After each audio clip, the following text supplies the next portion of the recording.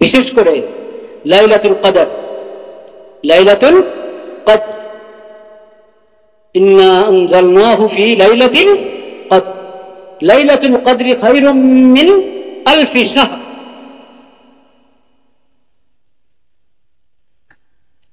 এই লাইলাতুল কদর রমজান মাসে, এবং প্রবল সম্ভাবনা যে রমজানের শেষ দশকে, এবং বেজোড় রাতগুলোর কোনো এক রাতে হওয়ার সম্ভাবনা আরো বেশি। সেটা 27 হতে পারে, 29 হতে পারে, 21 হতে পারে, 25 হতে পারে।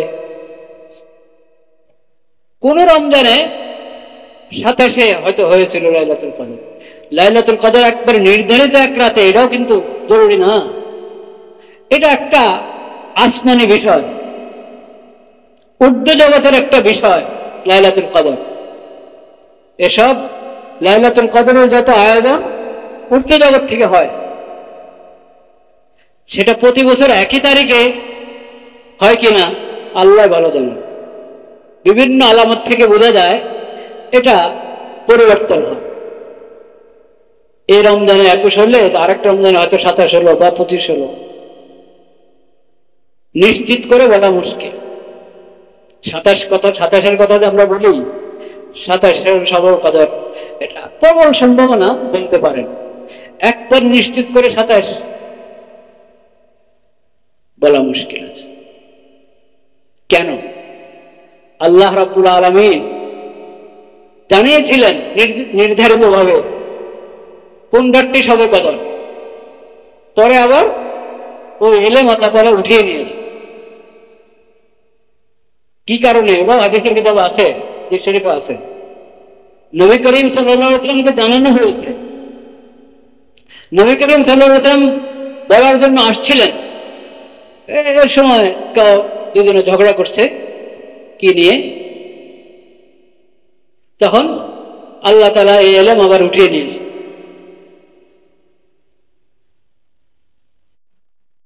আল্লাহ তাআলা উঠিয়ে নিয়েছে।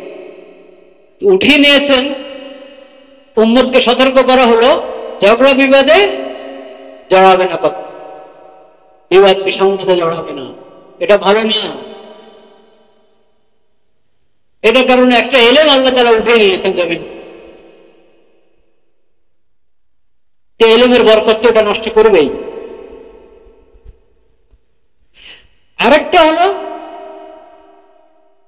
এটার মধ্যে যেমন একটা শাস্তির দিক আছে, আবার ভালো দিক আছে। নবী করিম সাল্লাল্লাহু আলাইহি ওয়াসাল্লাম বলেছেন, যাক হয়তো এটার মধ্যে তোমাদের জন্য করব।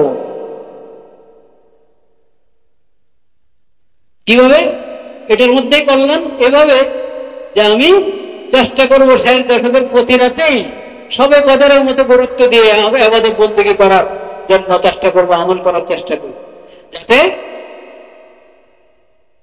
ফায়দা বেশি হয়, সওয়াব কি হয় বেশি। কিন্তু আমরা তো ওই 27 নিয়ে বসে আছি। না, এটা করব না, বরং এতেকাফ, সুন্নত এতেকাফ যদি মসজিদে করি, এতেকাফের হক আদায় করি, তাহলে সবে কদর পেয়ে গেল ইনশাআল্লাহ, ইনশাআল্লাহ।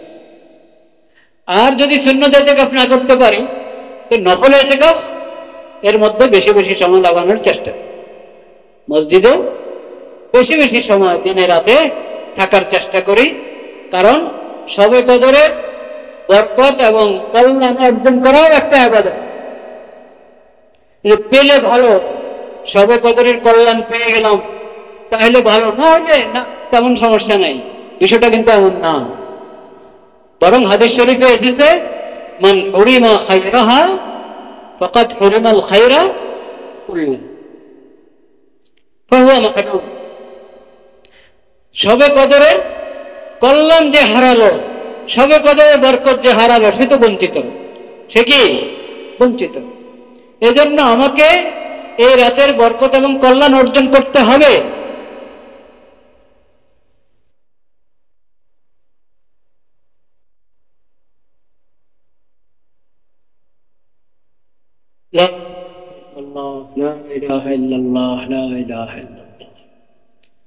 সেজন্য সবে কদর থেকে যেন মাহরুম না হই, এটার প্রতি ইতিকাফকারী যারা মসজিদে সুন্নত ইতিকাফ করছি তারাও যত্ন নিব, এবং যারা সুন্নত ইতিকাফ করতে করছি না তারাও এটার প্রতি যত্ন নিব, যে সবকদের কল্যাণ থেকে, বরকত থেকে যাতে আমি বঞ্চিত না হই, না।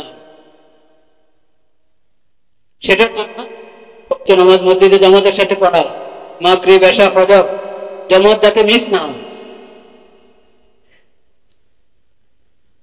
এবং অহেতুক অনর্থক কাজ থেকে যে কোনো সময় তো দূরে থাকা ভালো, দূরে থাকা উচিত, রমজানে আরো গুরুত্বের সাথে।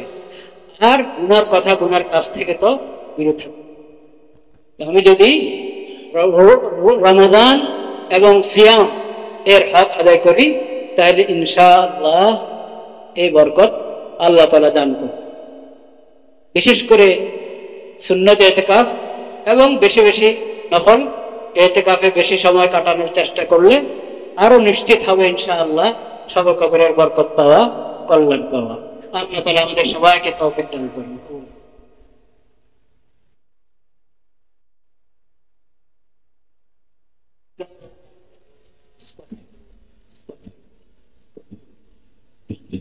وتب علي إنك أنت التواب الغفور رب اغفر لي وتب علي إنك أنت التواب الغفور رب اغفر لي وتب علي إنك أنت التواب الغفور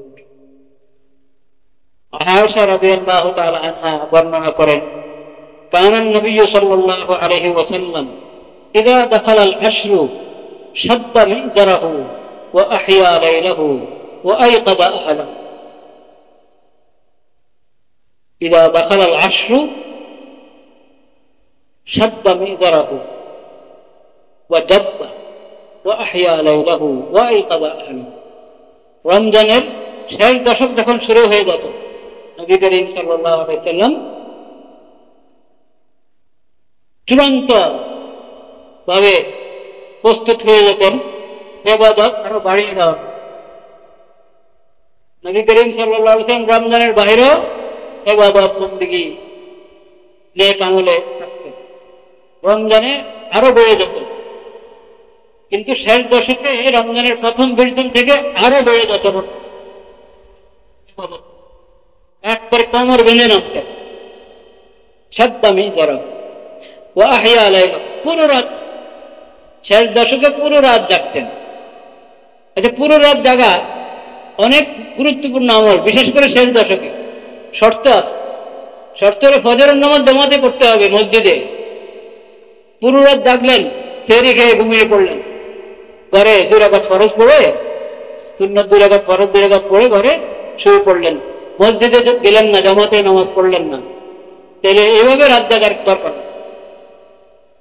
এরকম যার অবস্থা আছে 2-3 ঘন্টা ঘুমাবে, 2-3 ঘন্টা ঘুমাবে, কিছু বিশ্রাম করুক।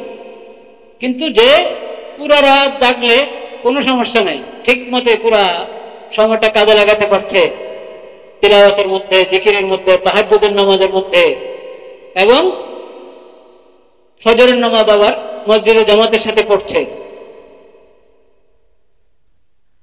তাহলে পুরো রাত। আর পারলে ইশরাকের নামাজ পড়ে তারপরে বিশ্রাম করে, যদি পারে ইশরাকের নামাজ পড়ে বিশ্রাম করে, এটা স্বাস্থ্যসম্মত বটে। এই ফজর পড়েই, ফজরের নামাজ তার দেরিতে হয় না, রমজানে 15-20 মিনিট পরে ফজরের জামাত হয়ে যায়, সময় আর সেহরির শেষ সময়, আযানের সময় সেটাই, এই 15-20 মিনিট পরেই ফরজ পড়ে ফেলে, কোনো মসজিদে 10 মিনিট পরেও পড়ে ফেলে, গিয়ে শুয়ে পড়ে। সেহরি যদি ভাত রুটি সেহরি করা হয় আর এর পরেই সাথে সাথে শোয়া হয়, এটা স্বাস্থ্যসম্মত না। আর সকালবেলা বরকত, নবী করিম সাল্লাল্লাহু আলাইহি ওয়াসাল্লাম দোয়া করেছেন, আল্লাহুম্মা বারিক লি উম্মতি ফি বুকুরিহা, আয় আল্লাহ আমার উম্মতকে, উম্মতের সকাল যখন সকালের মধ্যে বরকত দান কর। সকালটা আমাদের গাফলতের মধ্যে চলে যায়। পারলে ইশরাক পড়ে শোয়া, কিন্তু আপনি ইশরাক পড়ে শুতে গেলে আবার আপনার ডিউটি আছে, সেখানে আপনি বুঝতে পারলেন না ঠিক সময়, এরকম বুজুর্গের দরকার নেই। এরকম হলে আপনি আগে শুয়ে পড়েন, যাতে ওই আপনার ডিউটি, ওটা তো জরুরি, যেটা দায়িত্ব, আপনার চাকরি করছেন, ঠিক সময় পৌঁছা, এটা ফরজ। আর এশরাক পরে শোয়া মুস্তাহাব, শোয়া মানে এশরাক পর্যন্ত না শোয়া এটা মুস্তাহাব। মুস্তাহাবের জন্য ফরজ লঙ্ঘন করা যাবে? যাবে।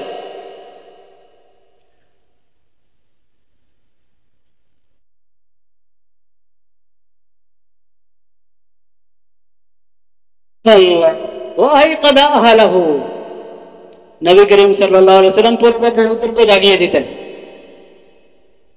আরে এখন 60 দশক, সারা রাত ঘুমায় না, সারা রাত তো কেউ ঘুমাতেন না তারা, কিন্তু 60 দশকে তাদের নবী করিম সাল্লাল্লাহু আলাইহি ওয়াসাল্লাম, যার জন্য সম্ভব, সুস্থ আছে, সে পুরো রাত জাগো।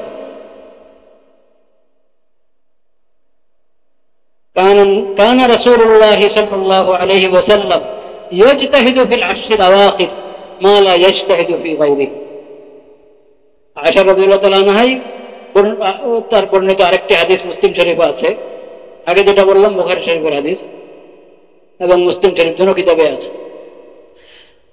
নবী করিম সাল্লাল্লাহু আলাইহি ওয়াসাল্লামের ব্যাপারে আম্মাজান উম্মুল মুমিনিন আয়েশা রাদিয়াল্লাহু তাআলা আনহা বলেন, ইয়াজতাহিদু ফিল আশরিল আওয়াখির মা লা ইয়াজতাহিদু ফি গায়রিহি।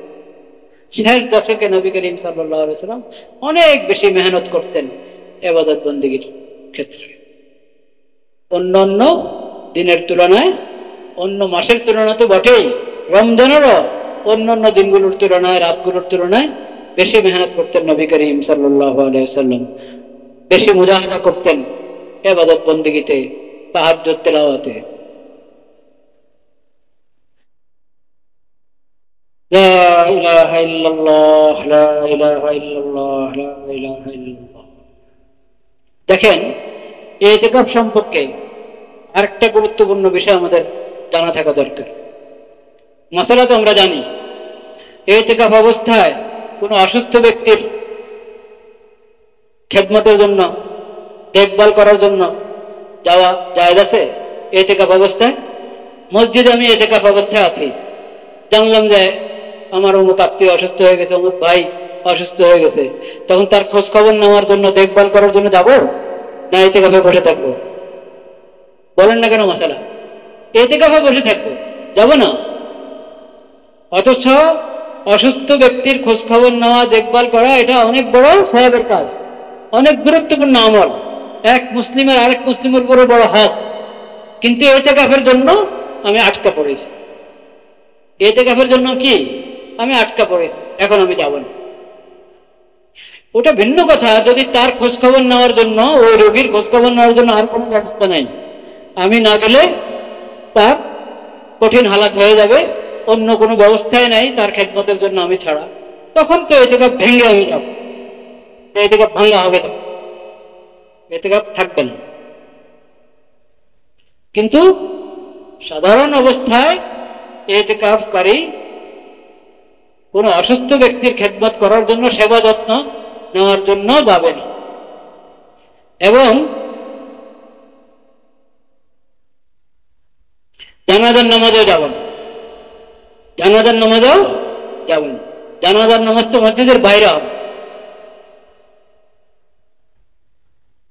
ওখানে যাব না, জানাজার নামাজে যাবেন। এখন ঢাকা শহরে জায়গার অভাবে অনেক সময় জানাজা খাট বাইরে রাখা হয়, মসজিদের বাইরে রাখা হয়, এবং মুসল্লিরা মসজিদের ভিতরে থাকে। ইমাম সাহেব মসজিদের বাইরে দাঁড়ান, কখনো কখনো ভিতরে দাঁড়ান, এক এক জায়গায় এক এক নিয়ম। জায়গা থাকলে ইমাম সাহেব কয়েকজনকে নিয়ে মসজিদের বাইরে দাঁড়ান, যদি ইতিকাফের অবস্থা না থাকেন তাহলে। কিন্তু আমি বলছি, ওজোরের কারণে যদি খাট বাইরে রেখে জানাজা নামাজ মসজিদে হচ্ছে, তো মুসল্লিরা আছে, জানাজা পড়বে মসজিদে, ইতিকাফকারীও সেই জানাজার নামাজে শরীক হতে পারবে, কিন্তু জানাজায় উপস্থিত হওয়ার জন্য মসজিদ থেকে বের হতে পারবে।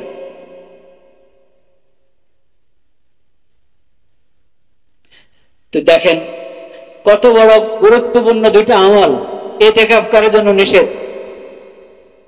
তাহলে ইতিকাফকারী মসজিদ থেকে কোনো জরুরত ছাড়া মসজিদ থেকে বের না হওয়া কত বড় গুরুত্বপূর্ণ আমল খেয়াল করেছেন? যেখানে এত বড় সওয়াবের কাজ, এটার জন্য তোমাকে মসজিদ ত্যাগ করতে হবে, মসজিদ থেকে বের হতে হবে, সেটার অনুমতি দেওয়া হয় না শরীয়তে। না, ইতিকাফ করেছো আল্লাহর জন্য, বাস আমল পরে করবা, আগেও করেছো সামনে করবা।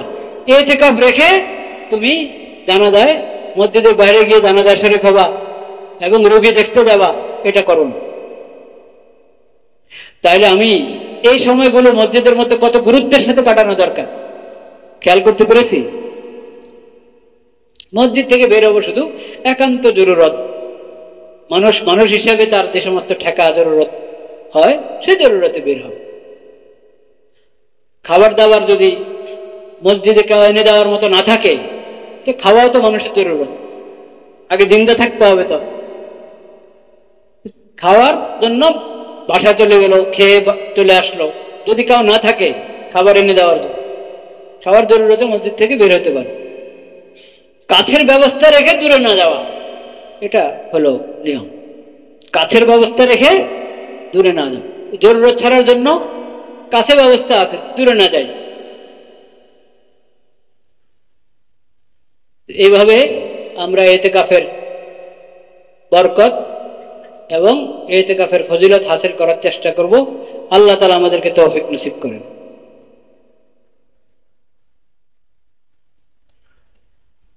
লা ইলাহা ইল্লাল্লাহ, লা ইলাহা ইল্লাল্লাহ, লা ইলাহা